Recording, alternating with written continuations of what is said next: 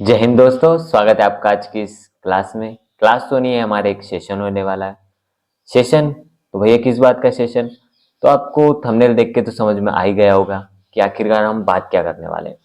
पर अगर फिर भी आप लोगों को समझ में नहीं आ रहा है कि क्या बताने वाला हूँ तो समझो। किसी बच्चे ने जैसे कि 12th और मतलब शुरू से ही हिंदी मीडियम में पढ़ाई करी है, जेई भी हिंदी में ही दिया है, और अब जब कॉलेज में गया है तो वहाँ पे क्या है कि सब कुछ इंग्लिश में चल रहा है। क्लास में टीचर आते हैं तो सब कुछ इंग्लिश में बोलते हैं अधिकतर, ठीक है, और इंग्लिश में ही लिखाते हैं, इंग्लिश में क्वेश्चन है। अब यूनिवर्सिटी एग्जाम को पास करने के लिए हमें इंग्लिश कम से कम बोलना नहीं आए तो लिखते तो बनना चाहिए, ठीक है, कि जब एग्जाम हो तो हम वहाँ पे लिख पाए। पर भैया अगर समझ में आएगा तभी तो हम लिख पाएंगे। पर हमें मेन दिक्कत क्या है? मेन दिक्कत ये हो रही कि हम समझ ही नहीं पा रहे हैं।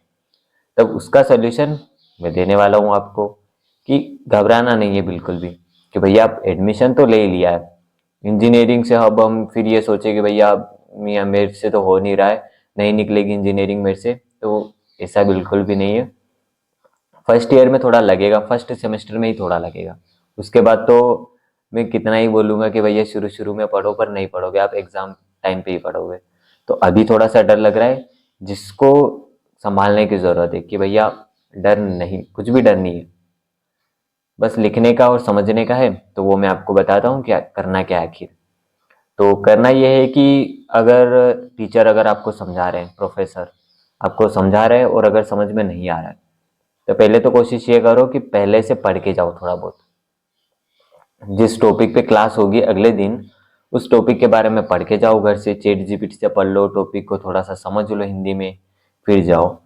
तब जब टीचर आपको समझाएंगे ना, तब आपको अच्छे से समझ में आएगा, थोड़ा बहुत दिमाग में जाएगा कि हाँ अच्छा मैम ये बोल रही है, अच्छा हाँ ये तो, और 11th 12th की चीज़ें ही आती है। जब आप उसे हिंदी में समझ लोगे तो आपको बेटर अंडरस्टैंडिंग मिल जाएगी कि अच्छा हाँ ये पढ़ा था यार मैंने तो ये, बस।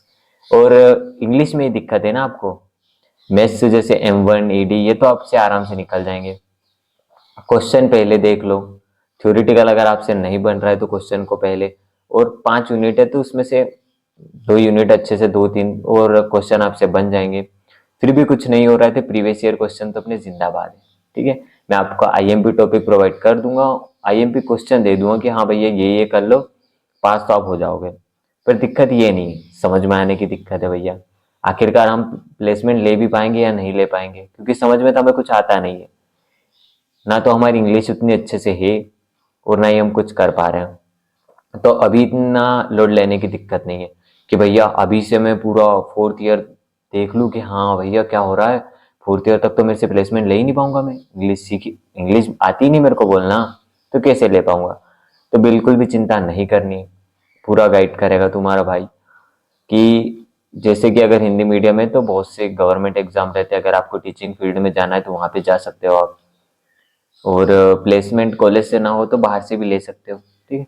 मैंने अभी, अगर आपको थोड़ा सा डर लग रहा है कि हाँ एग्जाम हो समझने का, तो घर से थोड़ा टॉपिक पढ़ के जाओ, प्रोफेसर फिर समझाएंगे तो आपको समझ में आ जाएगा। थोड़ी सी उनसे हेल्प ले लो कि भाई सर हमें थोड़ा समझ में नहीं आया है, दोबारा उनके पास जाओ, समझ लो, किसी सीनियर से हेल्प ले लो थोड़ी।